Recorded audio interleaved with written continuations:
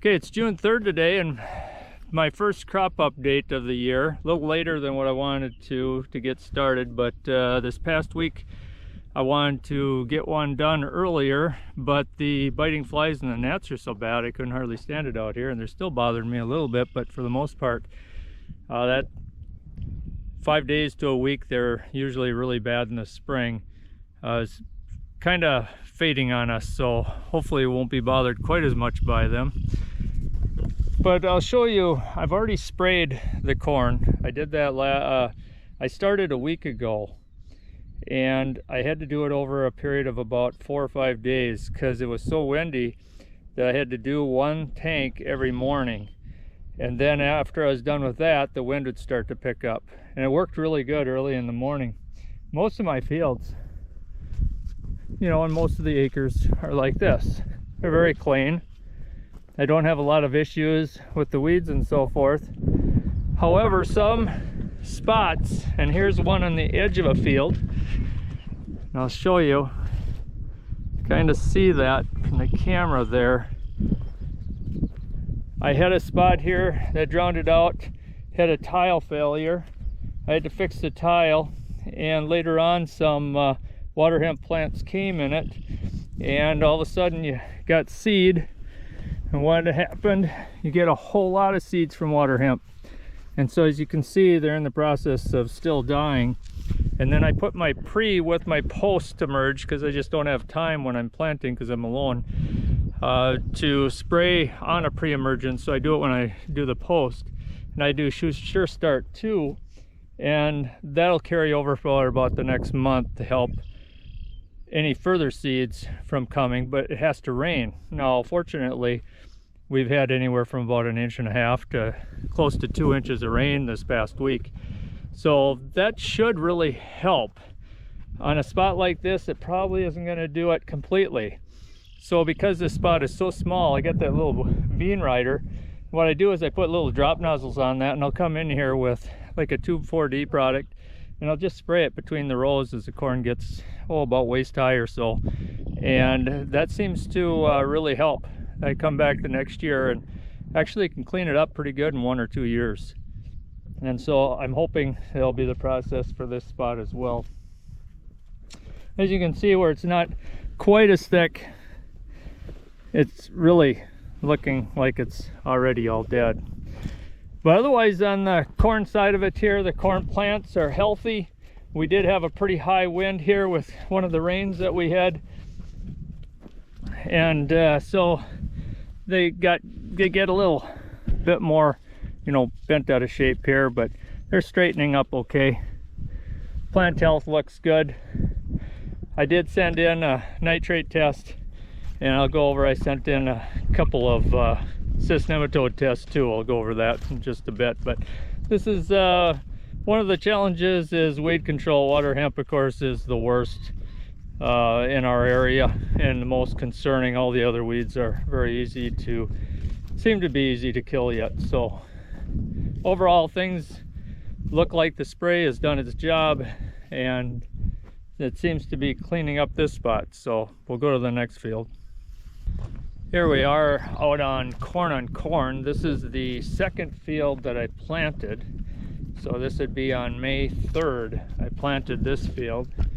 And as you can see, that corn on corn is doing very well.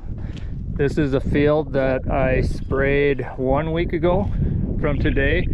I have had some water hemp issues on this field because it's high in iron chlorosis. It's hard to get soybeans to close in, and wherever there's an opening for the sun to get through, the water hemp will grow, because that will germinate all summer long. And even though their plants aren't very big, maybe they're kind of small and maybe spindly, they are still a real problem because they can put off a lot of seeds. For some reason, I don't see a lot on this field when I sprayed it. I sprayed it a little bit on the early side just in case, but so far it looks pretty good. With that rain we've had, maybe I'll be okay on this one. So far, like I said, I'm surprised I haven't seen more water hemp plants than what I did. However, on the corn, the plants are looking pretty nice and healthy. I actually wanted to put the 99-day Pioneer on this field. However, because of when it was available to plant, and I like to get that corn in as soon as I can, I ended up putting my highest yielding Pioneer last year, and that was that 100 or 101 day. I don't remember again. I'll punch that number up for you, but that was my highest yielding one last year. Probably, I'm not sure on this, but I'm thinking that the 99-day might have been a little bit better on the corn acres. However, this one handled, the later one handles cold soils, I think, a little better. And because our soils were very cold at the time, I decided to just go ahead and use it, because that one can also do pretty well on corn as well, according to what I understand. So I don't have a comparison on that. I have corn across the road. It's the same number as this. My highest yielding one last year. I really liked that corn. I liked everything about it. I saw no drawbacks of it. It doesn't dry down as fast early in the fall, but it gets to that certain point in the fall and it'll dry down extremely quickly then. And so actually when I combined it, it was like 16-17% last year, which is pretty dry for this area of the country. From there, I'm gonna touch on the soybeans. My soybean populations, they came up real nice. I mean, I planted this one here at 140,000 plants, which is about eight seeds per foot. And if I put my shoe is exactly a foot. If I put my shoe there and count the plants, 1, 2, 3, 4, 5, 6, 7, 8. So I had basically all the plants in that foot come up. And this being here, actually, I don't have a lot of this. I only had like 12 bags of this one. This is actually a Golden Harvest 1.3 maturity bean. I just tried it to just see what it would do on iron chlorosis. Well, we're gonna find out, because I made a mistake. Now this corn that's on in here, I put in because I have a lot of iron chlorosis problems through this area. Well, it probably comes up a little bit into here too, that I see that. But when I was coming down the field, my first trip, I forgot to click on the soy grain on the switch. And so the first 12 rows, I will really find out whether it's good on iron chlorosis or not. When I turned around, I remembered to turn it on. So we're definitely going to be able to see the difference if there is any. Now, we may have a year where iron chlorosis isn't extremely bad in the first place. And the reason why I say that is because we're getting some nice rains here early on in the spring. And normally when we get some pretty nice rains coming early in the spring, which we didn't have last year, we won't see iron chlorosis as severe as we did, such as last year was quite severe. But overall, I mean, the soybeans came up really nice on most all my fields, except for the one we're going to take a look at here last. But I only had 12 bags of that, and then after that I moved into a Pioneer 1.7 maturity. It's also supposed to be fairly good on iron chlorosis. I have a little bit of that on the other side of the field, so I will get a little bit of a test whether that one is good or not, or shows severe signs of iron chlorosis. I guess we'll see, and we'll see how the year goes. But so far I haven't seen any issues with the soybeans. The plants look good, they look healthy. The beans right here do have a fungicide on them, so you know they've got that protection. As I went into the Pioneer bean here, they do not have fungicide on them. I put them in plain. And so I guess if we just walk over here just a little ways, we'll get into the Pioneer, and I guess we can see if we see any disease issues already coming. Okay, right in here, we are well inside of the Pioneer, we can kind of see if there are any issues. I'm just going to pull up a plant. You know, we got a very nice healthy plant there. It isn't going to be anymore because I guess it's going to die now, but losing one plant out of all of those is not going to hurt anything at all. But that's a nice healthy roots, nice healthy plant. So things look pretty good that way so far. I only put fungicide on about a little over a third of my soybeans this year. Just the way things have worked out. I haven't really, to this day, noticed much difference between fungicide and not. I took some yield comparisons years ago and I didn't have any differences. So it's really safest to do it. It's just that fungicide today has really increased in price compared to what it was years ago. Years ago you could get it for $3-4 an acre. Nowadays your minimum is probably about $7.50 an acre, all the way up to $14 an acre, depending on how much protection you're putting in with that fungicide. And so it can get to be a substantial cost. I want to make sure that I'm making money on something before I put it in, or I want to make sure that I have a field that has a history of issues before I put it in. Because if I have a field with issues, or in past issues that I've had with different diseases, I'm going to definitely put it in right away without even questioning it at all, because you're going to need it on those fields. In this township, I've never found an issue. That's not saying I don't have it, I'm just not seeing it, I'm not noticing it. There's one other thing I'll show you here on these soybeans.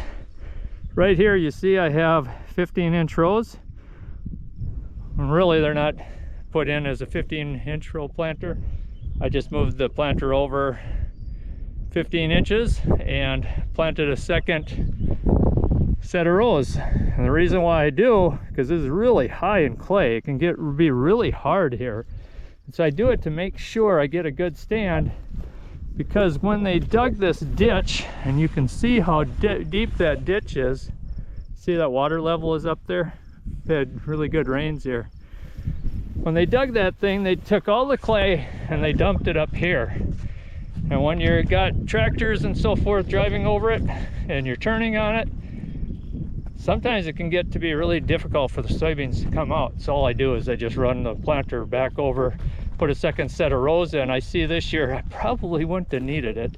However, sometimes those beans also have a hard time closing in because their roots have a hard time dealing with all that clay. So that's all why I do this, just this little area here. It isn't a real big deal, but I want to make sure that it's in good shape and that I'm going to get good cover for good weed control and so forth. Now we're on a field I've been trying to do some experimenting with. I've noticed something through the years. This is why I document things each year, is because, and I'm doing that with these videos actually, documenting them as well. The guy that farmed this and owned this land, he only put soybeans in once every 3 years because he had a wheat, corn, bean rotation, and he kept that going till he retired. Even when everyone else had pretty much quit wheat because it was either a loss of money or you just couldn't make anything on it. Wheat is a very difficult crop that way. The problem is that this land has some real iron chlorosis issues. His beans were usually at least green. Maybe they didn't always yield, you know, real high, but they're always green, and they stayed, were able to seem to handle it pretty well. When I took it over, I started a corn and bean rotation right away, and that worked for about the first 5-6 years. And then I started noticing I'm having more issues with the iron chlorosis.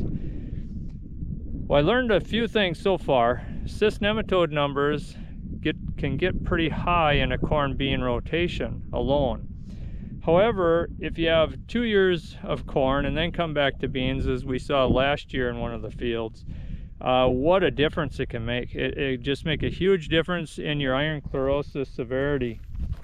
Now that's what I did with this field. Now it's had 2 years of corn and corn on it, and the reason why I started that to begin with is because I had frog eye leaf spot in soybeans here, which I hadn't even heard of before. If you remember those videos or you had seen those, I had 3 different agronomists out. None of them could identify it. They all thought they had an answer for it.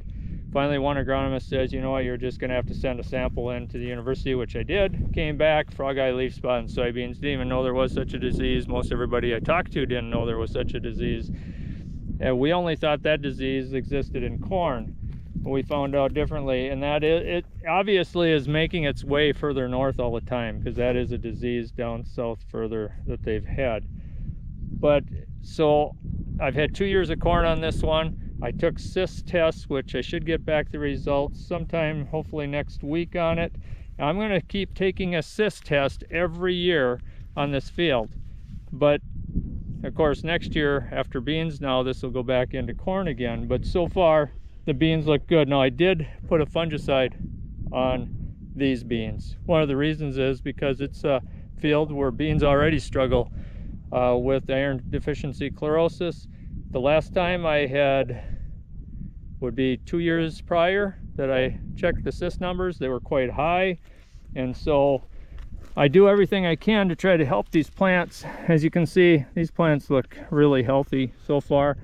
This bean happens to be a Mustang 2.0 that's supposed to be real good for iron deficiency chlorosis, plus is a Peking, which is in the plant, bred into the plant to help that plant to overcome that cyst issues as well. So we'll see what the numbers are, but so far so good. Otherwise, I used to be able to raise soybeans on here even without soy grain. Now, I put a good rate of soy grain on this as well this year, just to make sure it has everything it possibly can to produce well. Gnats are still bad out here.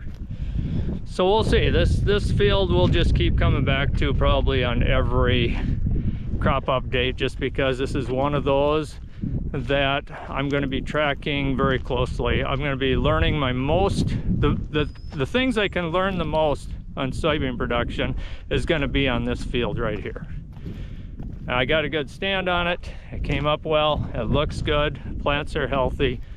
I do put a pre-down on all my soybeans except for one field, and we'll be going there next. And I'll tell you why I didn't on that one. But because soybeans only get so big, they don't grow real fast, they don't close in real quickly until actually sometime in July. And so it needs all that help, especially for water hemp, but as well as other weeds as well, as far as shading them, having the time to shade them out so that it doesn't have weed issues to contend with. So we're going to head to the last soybean field, and I'll show you some of the issues that I faced there this spring so far. One more thing I'm going to do is I'm going to show you there's actually 2 ways of crop scouting for a farmer. Well, actually 3 things. I'll go over 3. One is you can hire a crop scout. A lot of farmers do that. I've just never been the type to want to do that. There's the second way is you could do like I do. You walk through your fields, pull up plants, you check their health, you check the weed need or what weeds you have coming in the field for chemical needs. There's also the third way. It's called the checking your crops by just driving down the road. And this is exactly how that works. You go down the road and you look up the field and say, yeah, that looks good. That looks good. Yeah, I don't really see any weeds out there. The beans look like they're up, so everything looks pretty decent, I guess. So how do you know which chemicals you need? How do you know which chemicals to use, or how do you know if you're having disease issues or what have you? Well, that's simple. You ask your local co-op, you ask your neighbors, you ask a crop scout, you ask somebody else. You just don't walk in your field and do it yourself. Is that a very good way? Well, obviously not. You're not going to get accurate information about your crop like that. But, sad to say, but that's how some do it. So that is the least desirable. If you're going to do that, then it's probably better just to hire a crop scout However, I still think it's best to get out there, look at it yourself. Here's my other field across this road. And that's the reason I walk across them. That's the reason why I take cyst tests. That's the reason why I took nitrate tests. I do that stuff myself because that's the way I'm going to learn. And not only that, but that information is going to stick in my mind so much better. So that's the reason why I do it this way. I don't mean to pick on anybody else, but trying to scout your crops by just driving past them down the road is going to be the least desirable for overall crop health and taking care of your crop. The wind is starting to pick up, so I apologize if we get some wind noise in this one, but I wanted to finish up with this field just simply because this is the first field we were supposed to plant. It was the last field we ended up planting because we kept getting rains on this farm and it was too wet, so we went and did all the other fields. By the time we were done with them, it rained again. We had to wait several days.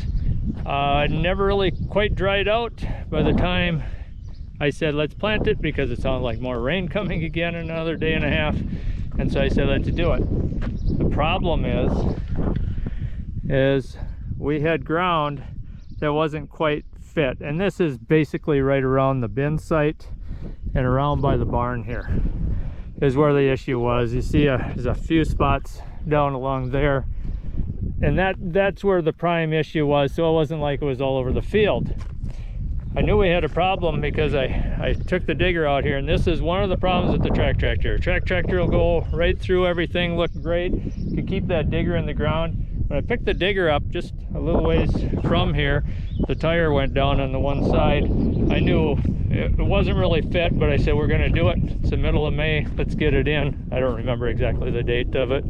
Probably around the 10th of May, 11th, 12th, something like that. I'd have to look that up again. But so what ends up happening is I have 2 plants, nothing. 2 plants, nothing. That's a problem. That doesn't produce anything when that happens. Now, part of the problem is I got it planted. I went and took the pulverizer over it, and when I did that, sometimes the pulverizer would actually open up the furrow again that had been closed. And that was kind of a strange thing. I've never seen that before. So what I did is I had some beans, they're left over in the planter, and I'd actually finished with an 08 bean that I got from a neighbor because I run short and he had some 08s, and so I only needed a couple bags. I said I'll take them. And so I just went and threw them on because what happens on this kind of ground, and that happens, is the cracks start opening up. Like here you'll see smaller cracks, but it was big cracks. I just went out here because it's such a small area and just kind of tossed them out. However, some of those beans, for the most part, were just sitting in dry dirt because of the way the pulverizer ran over it and so forth. And so when you dig, I'll show you something kind of neat. When you dig, what do you find? A bean coming up, a bean coming up. Why? Because now it rained. We had all this rain come. There's another bean coming up. So they are coming up and they're going to fill up. Now, you like to have all of it emerge at the same time with beans too, but it's not near as important as with corn. Corn, you want the whole field to rise at one time within a day or two of itself. Whereas on beans, you can get by having a little delay here.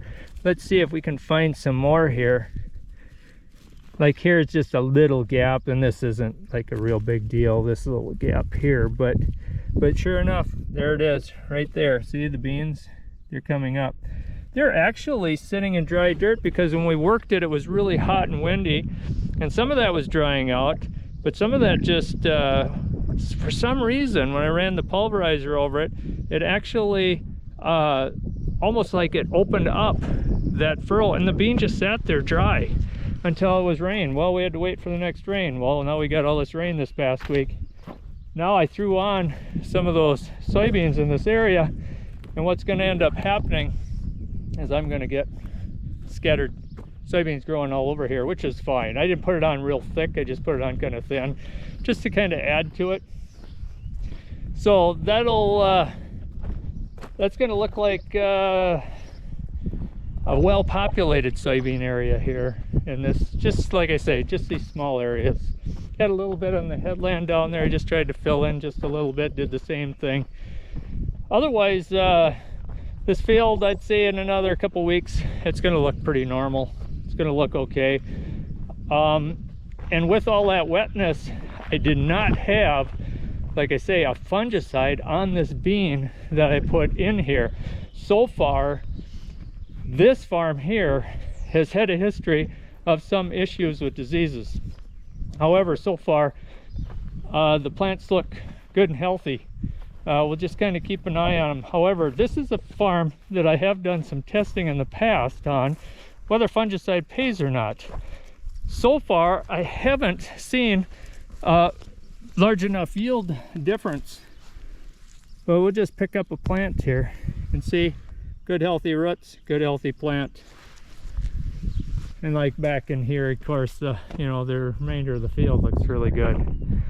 Just had some issues in a few of the crusting areas around by the bins and the barn and so forth. So that's my crop update here early on. I know it's kind of general, but that's what I've been looking at here on the early side of things.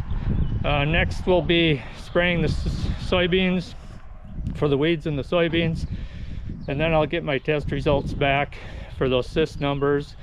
I got one nitrate test I took just as kind of a sample because we put anhydrous into some pretty dry conditions last year. However, I am going to put on 2 gallons of Coron on all my corn. I guess I'm a believer in it. Not everybody probably is, but I've seen such good yield results on my corn since using it that I'm going to continue on. I got the gnats really bothering me here, I guess. So until next time, thanks again for joining me in this crop update on June 3rd.